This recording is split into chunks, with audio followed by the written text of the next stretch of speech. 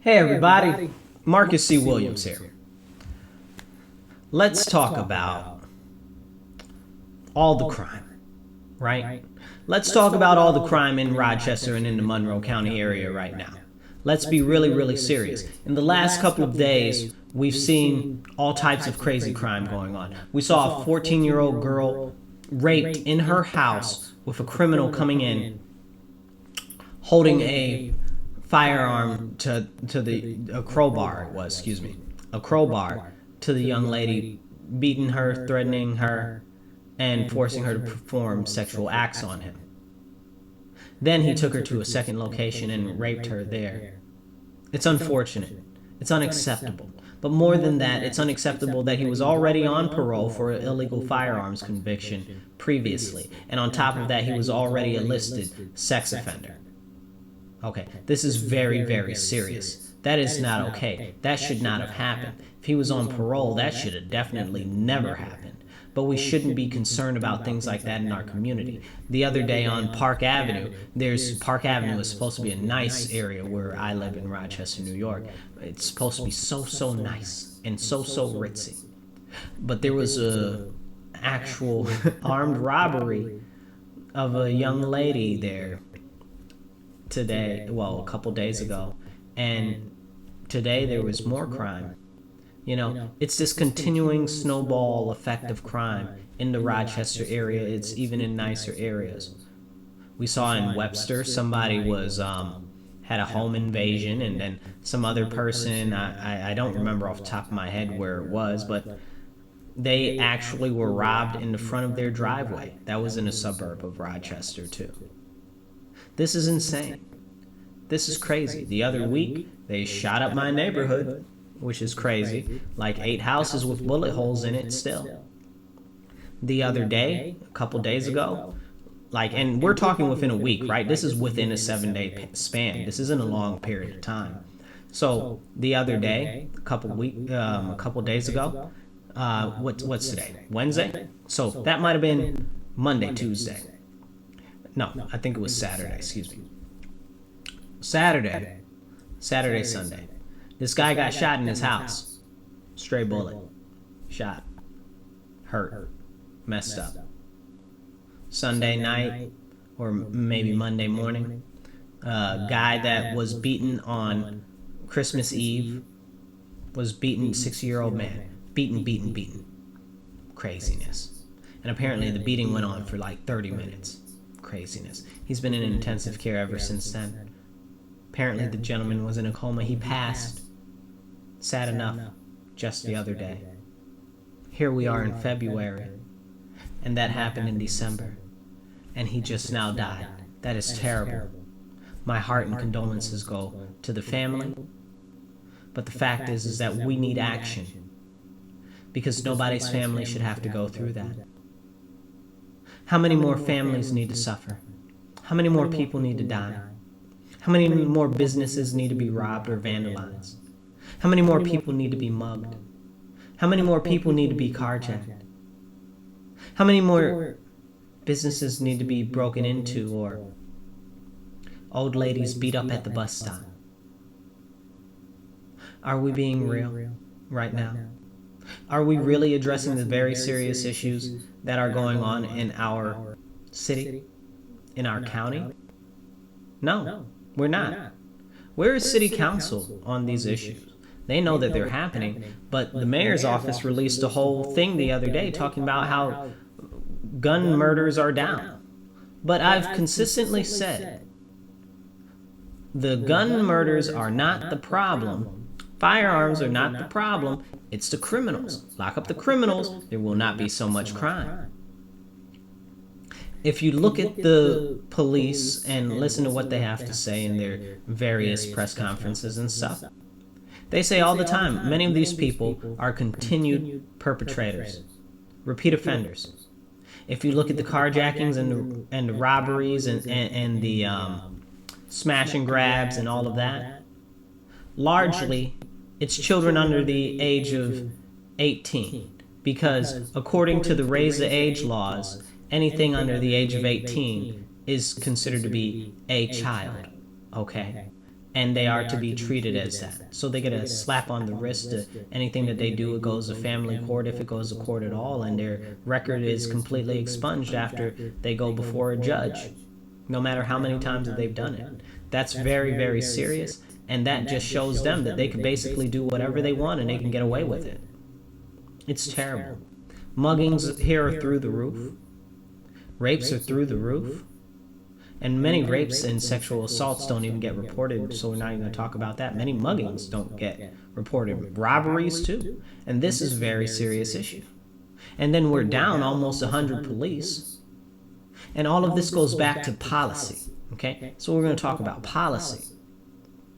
We've got raise the age laws, which again, that's anybody under the age of 18 is considered a child, a minor. So they can't really have any jail time or go to jail or anything. It's terrible, and their records are expunged completely afterwards, sealed.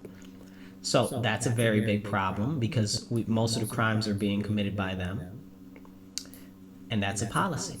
We've got bail reform, which continually lets most crimes and criminals go loose and go free without having to post bail.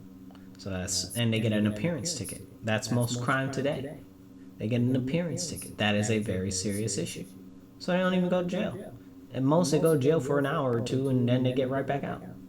Maybe. They might even just get a ticket. That's a serious issue. We've got the fact that we're short about 100 police officers. Really a little more. That's because of policy, because they defunded the police and they caused all types of havoc there. But I'm not going to do a whole episode on that, even though I could.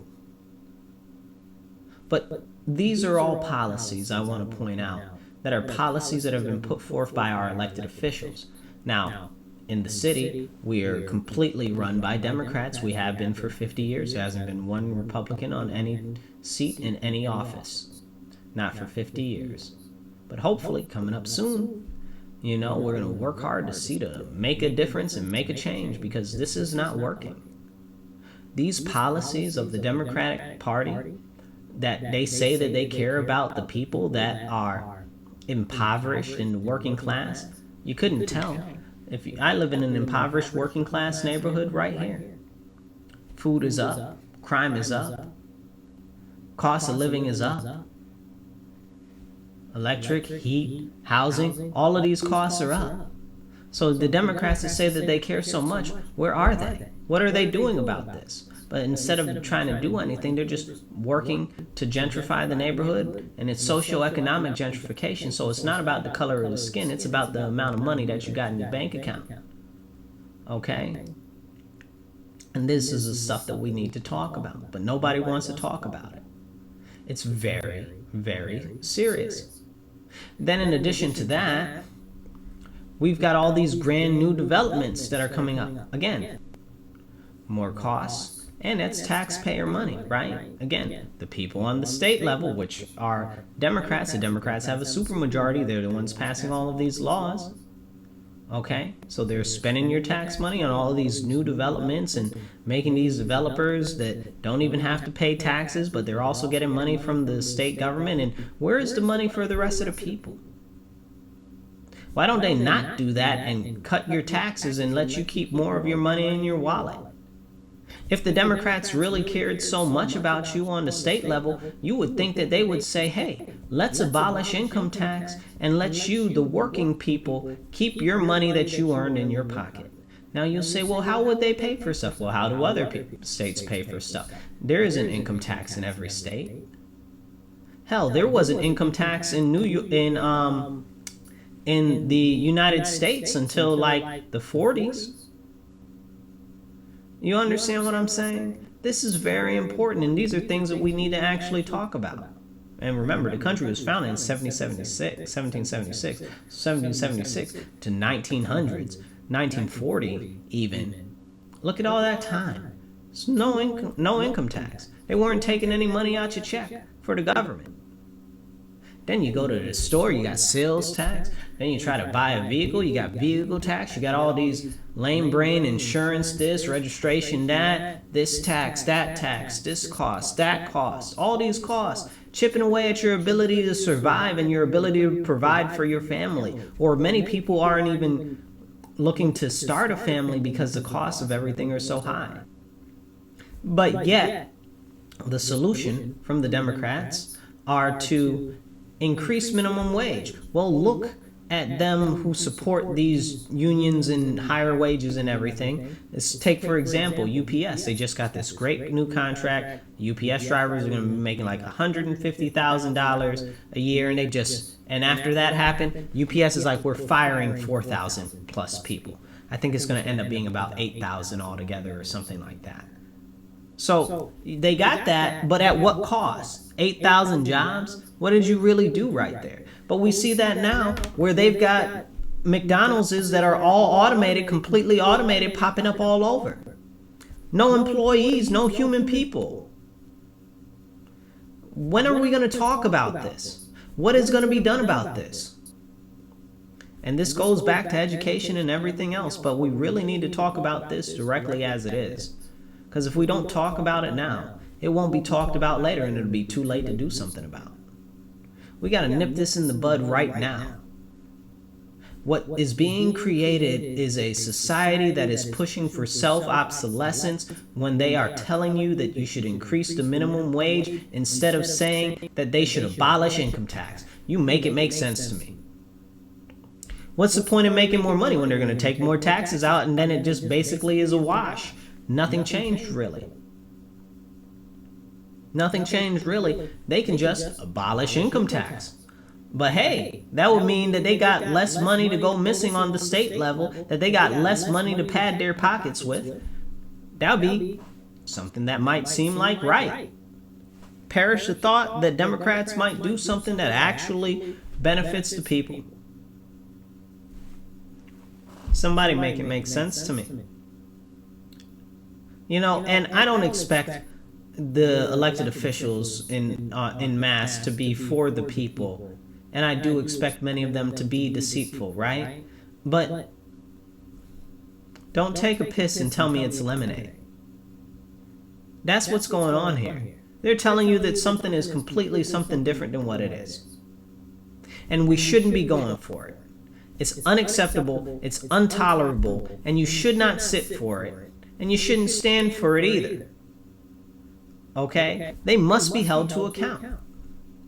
They sell you all of these fond, fuzzy dreams of, we'll make everything better, but it seems to me everything's not getting better at all. It's actually going in the opposite direction.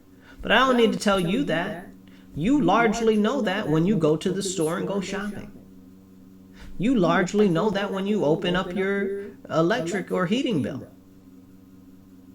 You know this. You might have seen your mortgage go up. You might have seen your property taxes go up. You've seen gas go up, I'm sure. So these are things that are all driven by the policies that are being put in place by our state and local elected officials. It is a very serious thing. Very serious. In my city, Rochester, New York, all of the policies are Democrat policies. In my state, New York State, all of the policies are Democrat policies. So you guys, if you're a Democrat and you don't like what's going on, it's the Democrats that are doing this to you. The crime, the high costs, the lack of quality education and the deterioration thereof, the illegal aliens, all of that. All of that's being done to us by these so-called Democrats that are in office right now. And that, my friends, is a very serious problem. You might say, well, Marcus, why don't you badmouth Republicans? Well, Republicans aren't in power. They can't pass any laws or do anything because they can only do the advocacy that they can try to do to stand up and speak up. That's about it. But then most of the time they don't even get much of any media coverage because they're not the ones in power and they're not the ones filling up the coffers of the media empires that control all the TV stations. That's a whole nother conversation for another day. But this is what we're faced with. in my home, in my city, not to mention in my county and in my state. I'm about tired of it. And I'm pretty sure that most of you are too. So the question is, what can you do? You can write letters, you can send emails, you can go to your local town and city council meetings, you can go to your county ledge meetings, you can write your senators, you can state senators, you can write your state assembly people, but you got to know which branch of government does what level of stuff. Is it the city council or town council you need to complain to? Is it the state assembly or the state senate that you need to complain to? But don't just complain. Present realistic, implementable solutions if you can. That's really the most important thing. Because many of them are just politicians. They don't know anything about the actual laws. They have legislative aides and stuff like that that write and read these things for them. They don't even do any of that. Don't do any of that. Most of them don't do any of that. This is a real, true fact. So when you come up with something, present them with possible solutions if you got some. But again, like I said, most of this is done by law and policy that's been put in to impact us, and it's honestly only over really the last four, maybe 5 years that this stuff has been in place. These are relatively new laws and policies that have been put in place, and since that time, everything's been going downhill. It's very not positive. But we have to fight through it, and the way to do that is to stand up and speak up. And with that, I encourage you to get more involved, get more abreast with what's going on, understand and find out and read more and learn more about what's going on the local level. But you gotta get involved. And with that, I'll leave you. You be blessed and be well. Stand up, speak up, and don't shut up. Remember, take action. I'll catch you later.